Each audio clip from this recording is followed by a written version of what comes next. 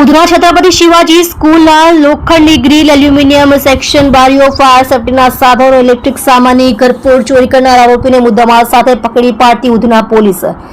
મહેરબાન police commissioner Shri Anupamsinh Gehlot સાહેબ તથા ખાસ police commissioner Shri Wabang Jamir sector 1 સાહેબ તથા ઇન્ચાર્જ નાયબ પોલીસ કમિશનર જોન બે સાહેબ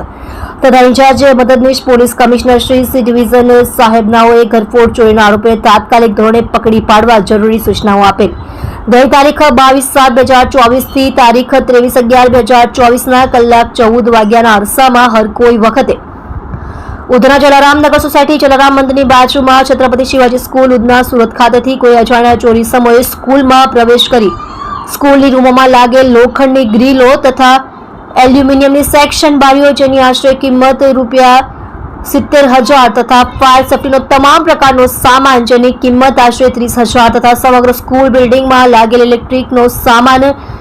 જેની કિંમત આશરે ₹20,000 જે તમામ સરસામાનની કુલ કિંમત ₹1,20,000ની મત્તાના અજાણ્યા ચોરી સમય ચોરી કરી નાસી ગયેલ હોય ગુનો કરેલ હોય જે બાબતે ઉધના પોલીસ સ્ટેશન ગુનો રજિસ્ટર્ડ નંબર 2024 BNS કલમ 331 3 331 4 305 E54 મુજબનો ગુનો રજીસ્ટર્ડ કરવામાં આવેલ. ઉપરોક્ત ઘરફોડ ચોરીના બનાવ સંબંધે ઉધના પોલીસ સ્ટેશનના police inspector Shri SN Desai તથા પોલીસ ઇન્સ્પેક્ટર VB ગોહિલ નાઓએ ઉપરોક્ત ગુનાના આરોપીને પકડી પાડવા સૂચના અને માર્ગદર્શન આપેલ અને સર્વેલન્સના પોલીસ સબ ઇન્સ્પેક્ટર HJ મચ્છરનાના નેતૃત્વ હેઠળ